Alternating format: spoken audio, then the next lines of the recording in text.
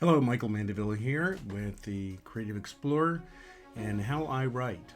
So, first thing I have to do, of course, before writing is get my coffee the right color. And after that, you got to get down to it.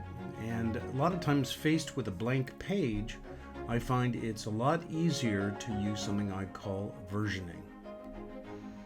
So, what do I mean by versioning? Well, let's examine, first of all, the Merriam-Webster Dictionary definition. So when I have a version, I like to look at it this way. We all know the common term, hey, that's another version of something.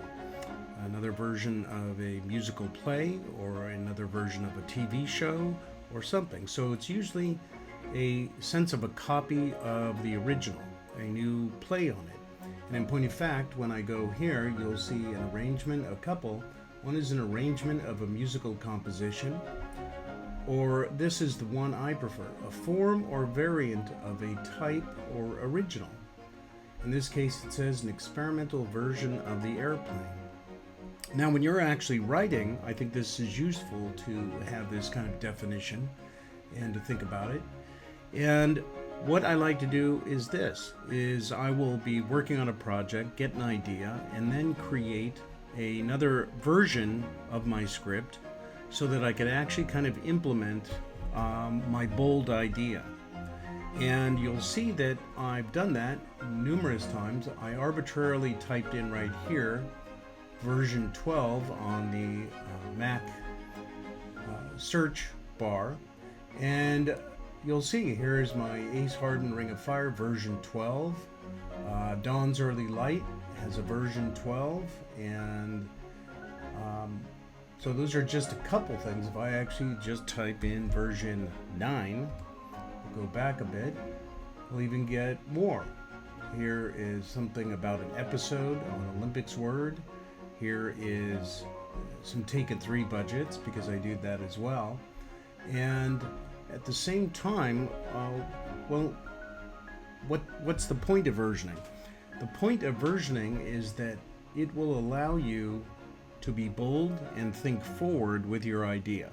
In other words, you can always go back to what you were working on, but now you're going forward with a new idea and striking boldly.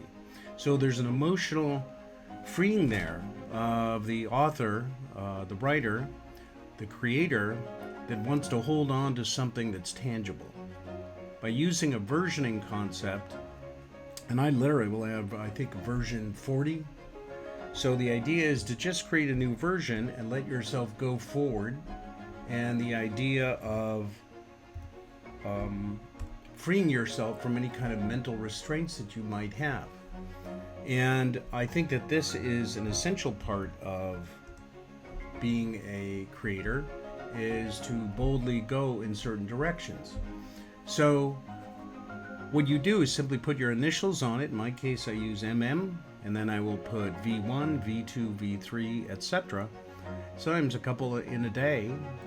Sometimes it depends how it's going. I might use one every other day. But there's an element here, I think, that allows you to keep moving forward and implement strong ideas, ones that maybe you might say, oh, that's a bit of a risk. Well, take that risk.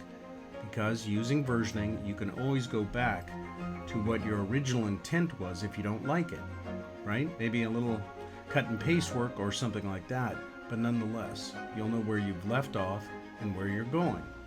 And as they say in the Star Trek world, I want you to boldly go where no one has gone before. And I think that's an important part of writing and creativity. So try using versioning. The worst thing is that you're going to have a lot of little copies of it, which I put into my old files, and sometimes I save and sometimes I delete when I get to the final version of my script or work. But this is a very useful way to mentally free yourself from the subjugation of what exists and what might be. So give it a try on this technique called versioning, and good writing.